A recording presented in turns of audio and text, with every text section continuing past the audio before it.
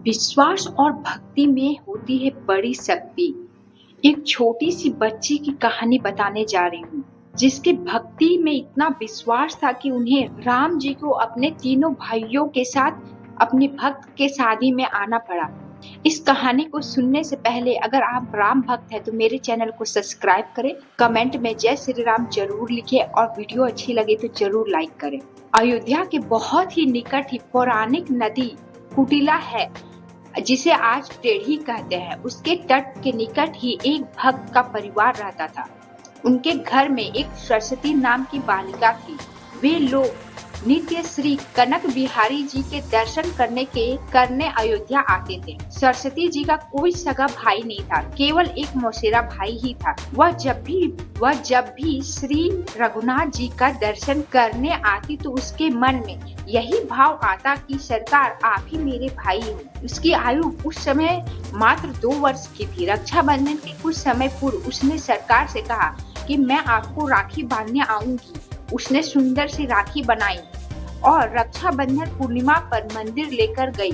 पुजारी जी से कहा कि हमने भैया के लिए राखी लाई है। पुजारी जी ने छोटी सी सरस्वती को गोद में उठा लिया और उसने कहा कि मैं तुम्हें राखी सहित सरकार को स्पर्श करा देता हूँ और राखी मैं बांध लूंगा। पुजारी जी ने राखी बांध दी और उसे प्रसाद दिया। अब हर वर्ष राखी बांधने का उसका नियम बन गया था। साथ ही वह बड़ी हो गई और उसका विवाह निश्चित हो गया। वह पत्रिका लेकर मंदिर आई और कहा मेरे विवाह निश्चित हो गया है, मैं आपको न्योता देने आई हूँ। चारों भाइयों को विवाह में आना है। पुजारी जी को पत्रिका देकर कहा मैंने चारों भाइयों से कह दिया है, आप पत्रिका सरकार के पास रख दो और आप भी कह देना चारों भाइयों को विवाह में आना ही है। ऐसा कहकर अपने घर चली गई। विवाह का दिन आया। अवध में एक रस्म होती है कि विवाह के बाद भाई आकर उसको चद्दर उड़ाता है और कुछ भेंट वस्तुएं देता है। उसकी मौसी ने अपने लड़के को कुछ नया सामान और 22 रुपये दिए और मंडप में पहुंचने को कहकर चली गई। उसका मौसेरा भाई उपहार वस्त्र और 22 रुपया लेकर रिक्शा पर बांधकर वहां विवाह मंडप के ओर निकल पड़ा। रास्ते में रिक्शा उलट गया और वह गिर गया। थोड़ी सी चोट आई और लोगों ने उस दवाखाने ले जाकर महरम पट्टी कराई।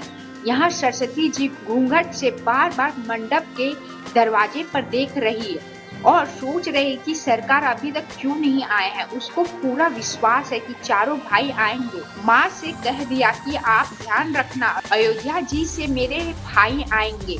माँ ने उसको भोला समझकर हंस दिया। जब बहुत देर हो गई तब व्याकुल होकर वह दरवाजे पर जाकर रोने लगी।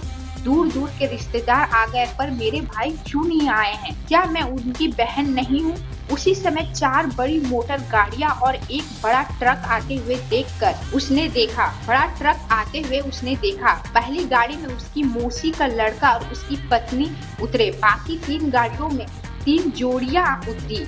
मौसी के लड़के के रूप में सरकार ही आए हैं। रत्न जटित पगड़िया और वस्त्र हीरो का हार पहन रखे हैं। श्री हनुमान जी पीछे ट्रक में सामान भरकर लाए। हनुमान जी पहलवान के रूप में आए थे। उन्होंने ट्रक से सारा सामान उतारना शुरू किया। स्वर्ण, चांदी, पीतल, तांबे के बहुत से बर्तन, बिस्तर, सोफे, ओढ़ने बिछाने के वस्त्र, साड़ियाँ, अलमारियाँ, कान, नाक, गले, कमर, हाथ पैर के आभूषण। मौसी देखकर आश्चर्य में पड़ गई कि इतना कीमती सामान मेरा लड़का कहाँ से लेकर आया है। चारों ओर तेज सुंदरता देखकर सरस्वती समझ गई यह मेरे चारों भाई है। सरस्वती जी का आनंद का ठिकाना न रहा। उसका रोना बंद हो गया। सरकार ने उसे कहा कि किसी को अभी भेद बताना नहीं, गुप्त ही रखना। इनका रूप इतना मनोहर था कि सब उन्हें देखते रह गए। कोई पूछ न पाया कि ये गाड़ियाँ कैसे आई और ये 3 लोग कौन हैं। लोग हैरान होकर देख रहे थे कि अभी तक रो रही थी और अभी इतना हंस रही थी, आनंद से नाच रही। किसी को कुछ समझ नहीं आ रहा था। जब तक उसकी विदाई नहीं हुई तब तक चारों भाई उसके साथ ही रहे। सभी गले मिले और आशीर्वाद दिया।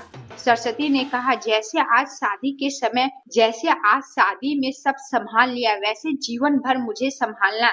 जब वह गाड़ी में बैठकर पति के साथ जाने लगी तब चारों भाई अंतर्धन हो गए और उसी समय असली मौसेरा भाई किसी तरह लंगड़ाते हुए पट्टी लगाए हुए आया और उसने वस्त्र उड़ाकर 22 रुपये दिया। मौसी ने पूछा कि अभी अभी तो तू बड़े कीमती वस्त्र पहनकर गाड़ी ट्रक लेकर आया था और ये पट्टी कैसे बन गई, कपड़े कैसे फट गए?